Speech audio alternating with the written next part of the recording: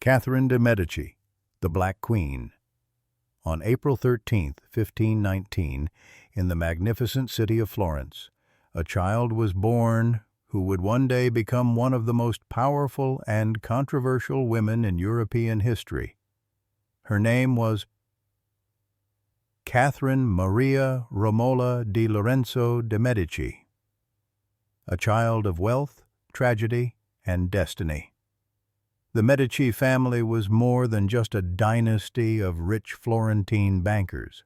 They were the power behind thrones, a financial empire whose influence reached across kingdoms and republics. Catherine's father, Lorenzo II de Medici, Duke of Urbino, was the grandson of the legendary Lorenzo the Magnificent. Her mother, Madeleine de la Tour d'Auvergne, came from the French royal house of Bourbon. It seemed that the little girl was born under a lucky star, destined for greatness. But fate had other plans. Her mother, Madeleine, died only a few days after childbirth, struck by the fever that often claimed women after giving birth. Catherine never knew a mother's embrace. Her father followed soon after, dying later that same year, probably of tuberculosis and syphilis. At just 2 weeks old, Catherine was an orphan, the only legitimate heir of the Medici line in Florence. The richest baby in Italy was also its most vulnerable. Every powerful family in Europe wanted to use her name and her inheritance for their own ambitions. Catherine spent her early years in Rome under the care of her uncle, Cardinal Giulio de Medici, who in 1523 became Pope Clement VII. The Pope understood that this little girl could become a vital pawn in the grand game of European politics. He saw to her education, her health, and her manners. Catherine grew up at the papal court, surrounded by splendor, politics, and intrigue. Long before she learned to read books, she learned to read people. She watched her uncle navigate alliances and betrayals, wield diplomacy like a weapon, and make peace where others sought war. But her childhood ended abruptly in 1527. Catherine was only 8 when the imperial army of Emperor Charles V stormed and sacked Rome. Pope Clement took refuge in the Castle Sant'Angelo, while Catherine was hurriedly sent back to Florence, supposedly to safety. But safety was an illusion. The Florentines, seizing the chaos, rose in rebellion against Medici rule and declared a republic. And young Catherine, the last symbol of the hated family, became their hostage. She was confined first to the convent of Santa Lucia, and later transferred to Santa Maria delle Murate. The child lived behind stone walls, a political prisoner in the hands of those who wanted her dead. Some of her enemies even demanded that she be handed over to the soldiers, or tied to the city walls as a living shield when papal troops came to retake Florence. At 8 years old, Catherine learned that her life could depend on a single decision. When one of the nuns suggested she take the veil, shave her head, and vow herself to God, to make it morally impossible for her captors to harm her, Catherine agreed. That act of calm bravery saved her life. Her enemies dared not kill a child who had become a bride of Christ. In 1530, when the Medici regained power and the Republic fell, the 11-year-old Catherine was finally freed. She returned to Rome, no longer the naive child she had been. The siege had taught her a lesson she would never forget. Never forgive rebellion, and never forget an insult. Pope Clement now saw in his niece not just a survivor, but a political asset. The Medici were fabulously wealthy, but their blood was not royal. A marriage between Catherine and a prince of Europe could elevate the family forever. The Pope's eyes turned toward France, ruled by the powerful king. Francis I of Valois. Clement proposed a union between Catherine and the king's second son, Prince Henry of Valois. At first, Francis hesitated. The Medici were rich, but not noble enough. Then Clement made an offer that no king could refuse: a dowry of 130,000 gold ducats, an astronomical fortune, plus vast Italian territories, including Pisa, Livorno, and Parma.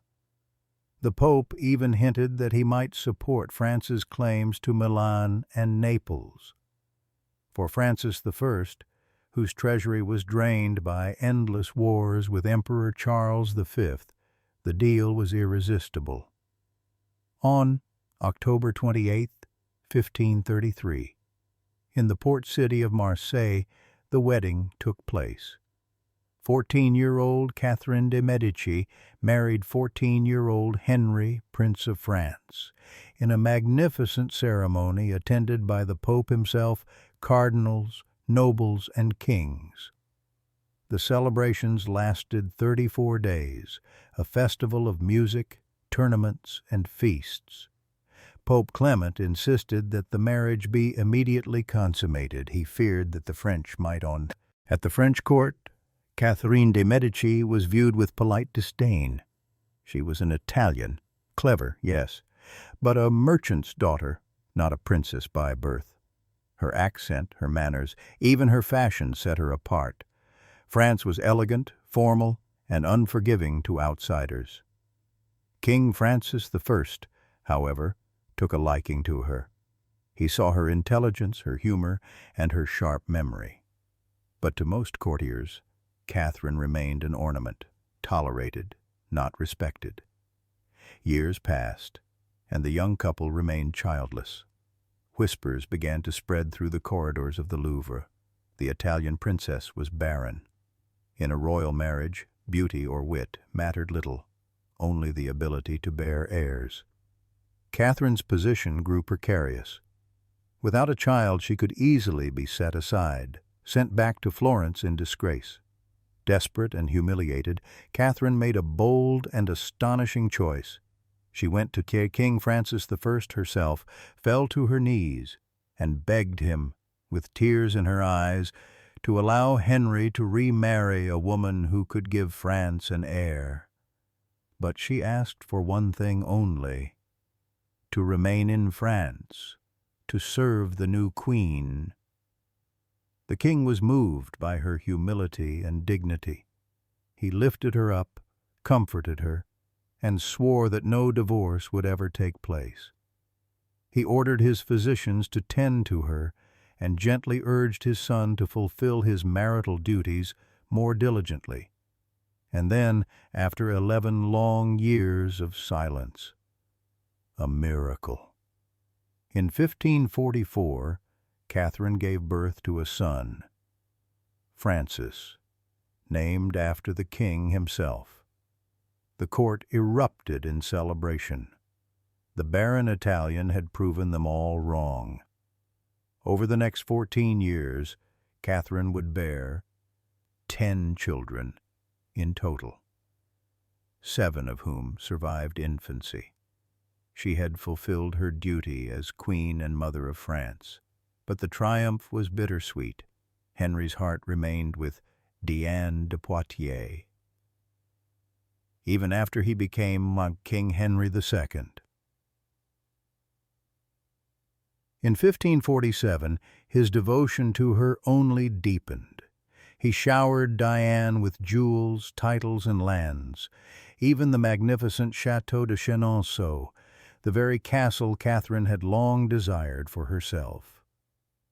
When the Queen protested, Henry grew cold and furious. Catherine quickly learned that open defiance only brought her pain.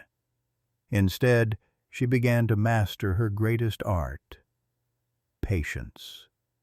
She hid her emotions behind a serene smile, never forgetting, never forgiving. She befriended Diane, flattering her, sending her gifts, pretending admiration. To the world, they appeared as allies. In truth, Catherine was quietly waiting and watching. While Henry ruled and loved another, Catherine immersed herself in the world of art, architecture, and science. She commissioned palaces and gardens, supported painters and poets, and filled her court with Italian cooks, designers, and musicians who would transform French culture forever. She adored fine food, astrology, and the art of spectacle. She was not beautiful, but she was fascinating, a woman of taste, discipline, and quiet power. But fate would soon bring a violent end to the age of tournaments and pageantry. It was June 30th, 1559. Paris celebrated a grand festival, a double wedding and a peace treaty with Spain. King Henry II, now 40, still loved to display his prowess in the lists. Catherine begged him not to compete. She had dreamed of his death: a lance, a wound to the head, blood on the field. Henry laughed it off. In the final joust of the day, his opponent, Gabriel de Montgomery, charged. Their lances shattered, but a splinter pierced the king's visor and struck his eye. Henry fell from his horse. He lingered in agony for 10 days. Catherine never left his side, praying, weeping, hoping.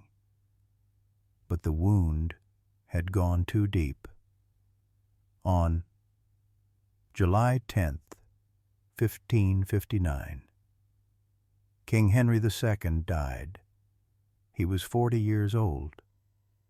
Catherine, now Queen Dowager of France, dressed in black, and would never again wear another color. Her enemies would soon give her a name that would follow her for centuries: the Black Queen. For the first time, the power she had long endured in silence was hers to claim.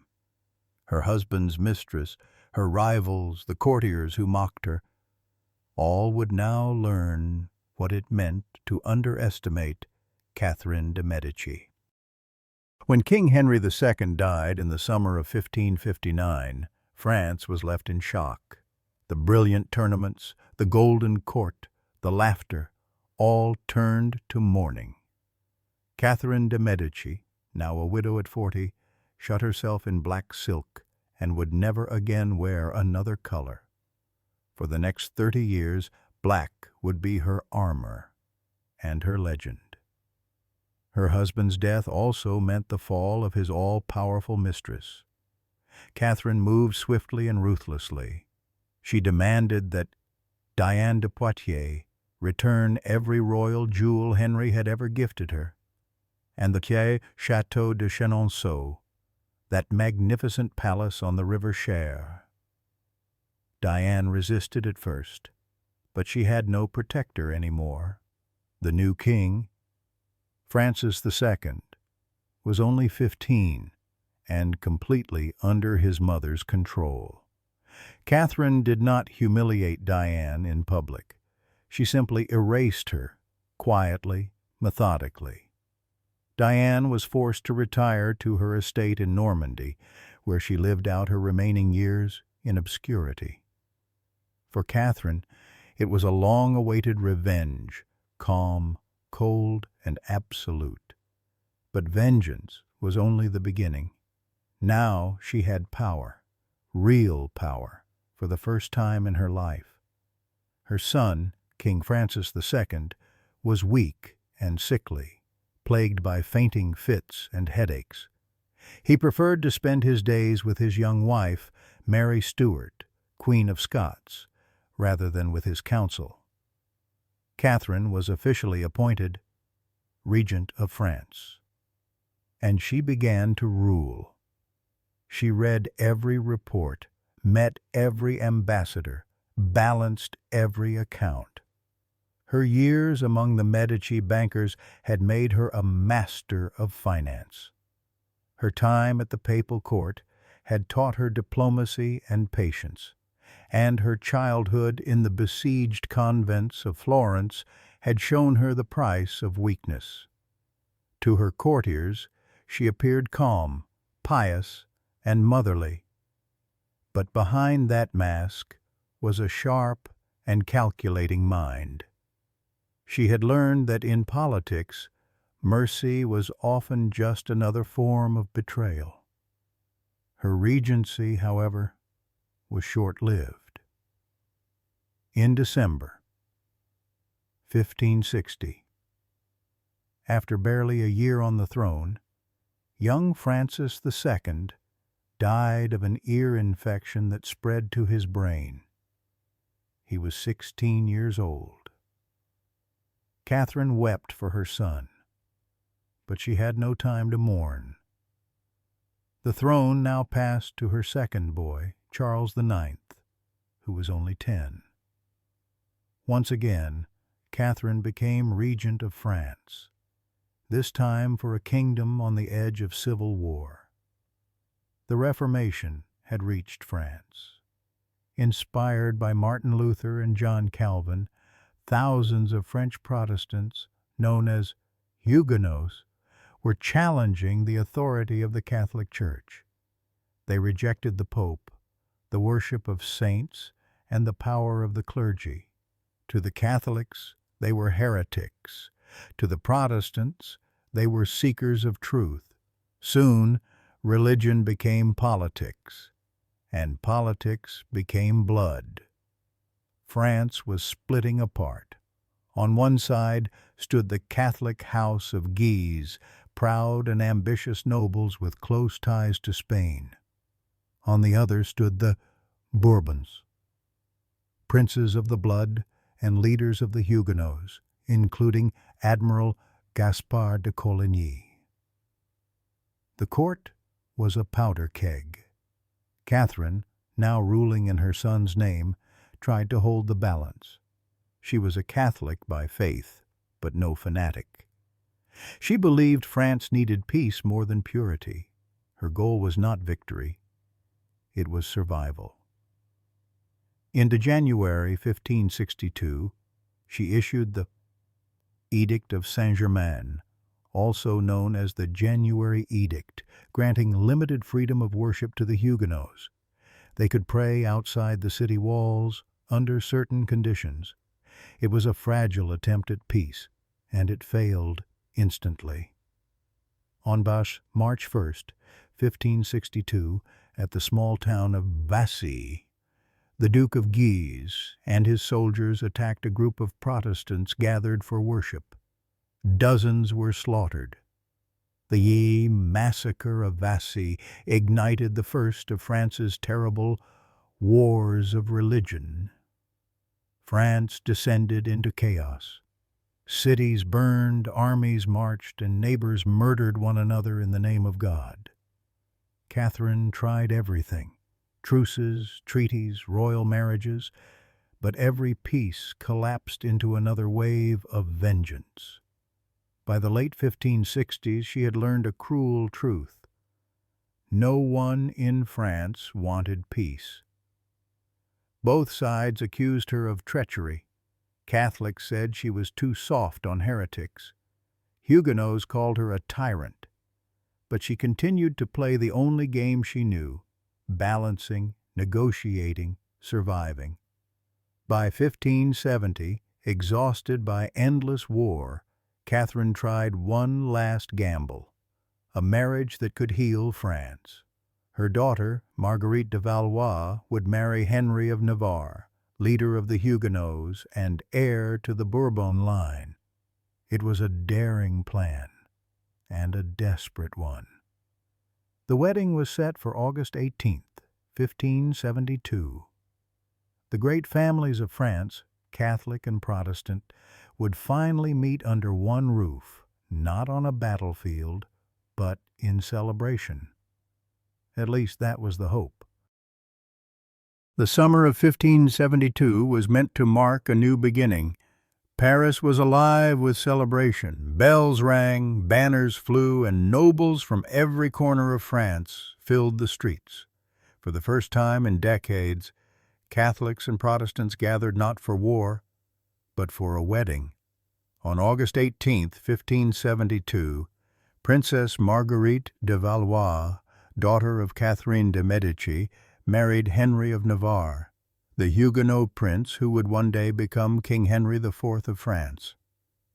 Catherine believed this marriage could unite a broken kingdom.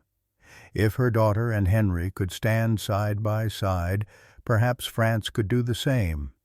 But beneath the laughter and the music, tension simmered like poison in a cup.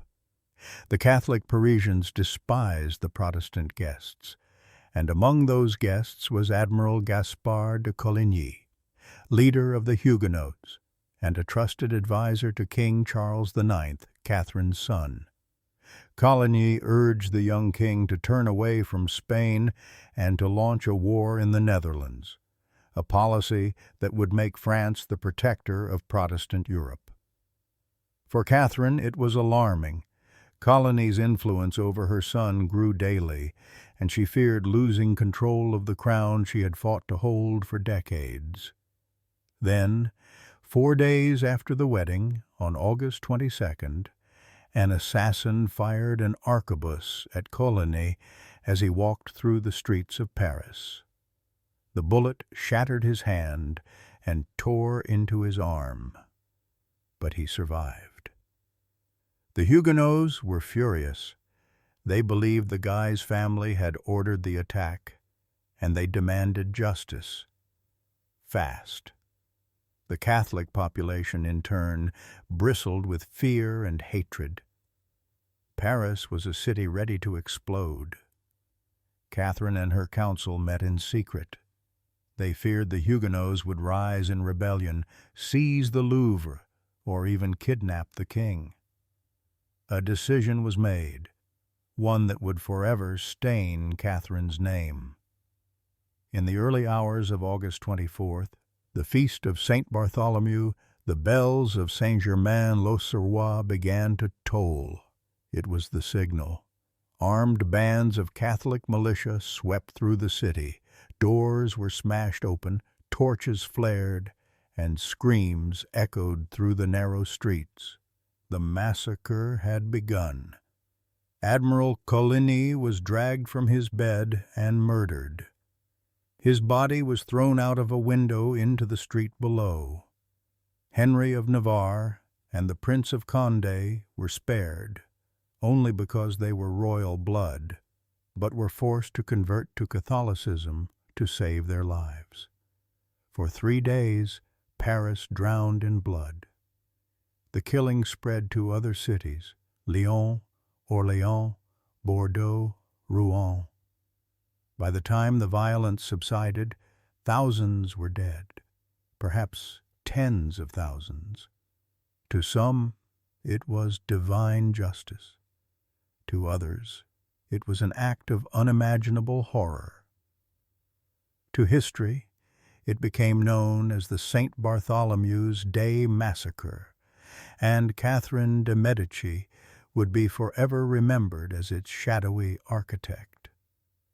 Whether she truly planned it remains a mystery. Some say she ordered only the deaths of a few Protestant leaders to prevent a coup. Others claim she unleashed the slaughter deliberately to eliminate her enemies once and for all. Whatever her intent, the result was the same. France was soaked in blood, and Catherine's name would never be cleansed of it. King Charles IX, horrified by what he had seen and done, began to lose his mind. Night after night he dreamed of corpses floating in the Seine. 2 years later, In 1574, he died at just 24, his lungs consumed by disease, his conscience consumed by guilt. Once again, the throne passed to one of Catherine's sons, Henry III. He was intelligent, sensitive, and elegant, but lacked the strength and resolve of a true ruler. Catherine remained at his side, his counselor, his mother, and often his substitute in governance. But the France she ruled was broken. The wars of religion raged on. The Catholic League, led by the powerful Duke of Guise, demanded the total destruction of Protestantism. The Huguenots fought for their survival and their faith, and between them stood Catherine, still trying to hold together a kingdom that was falling apart. For nearly 30 years, she had been the central figure in French politics, a woman who had seen 3 of her sons crowned as kings, who had survived wars, revolts, betrayals, and endless grief. But by the late 1580s, age and illness had taken their toll. Her health declined. She suffered from fever, chest pain, and exhaustion. She moved to the royal castle of Blois, seeking peace, but France gave her none. In January 1589, Catherine de Medici died at the age of 69. An autopsy revealed an abscess in her lungs, likely pleurisy. She had ruled, fought, and endured until her very last breath. Her death went almost unnoticed. France was still at war. Her last surviving son, King Henry III, was soon assassinated by a fanatical monk. The Valois dynasty, which had ruled France for over 2 centuries, died with him. The throne passed to Henry of Navarre, the Protestant prince whom Catherine had once brought to Paris for her daughter's wedding. He converted to Catholicism and became Henry IV, founder of the Bourbon dynasty. The irony was complete. The man she once tried to control became the king who would finally restore peace to France. In the centuries that followed, Catherine de Medici's reputation darkened. To her enemies, she was the Black Queen, a schemer, a poisoner, a witch. They said she dabbled in astrology, that she plotted murders, that she summoned spirits in the night. Pamphlets painted her as a monster, the embodiment of cruelty and deceit. But history is rarely so simple. Catherine de Medici was not a saint, but she was not a demon either. She was a survivor, shaped by fear and necessity, an orphaned Florentine girl who became Queen of France, a woman who learned to fight in a world ruled by men, who used her intelligence where others used swords, and who kept her dynasty alive far longer than anyone believed possible. She ruled in an age of faith and fanaticism, and she tried, however imperfectly, to find reason between them. Her tragedy was that she lived in a time when compromise was seen as weakness and mercy as betrayal. Today, the name Catherine de Medici still evokes fascination. The Black Queen who wore mourning for 30 years, who watched 3 sons take the throne, and who left behind a France forever changed. Neither saint nor sinner, but something far more human. A woman who, in the darkness of her age, fought to survive and to rule. Thanks for watching. Don't forget to subscribe.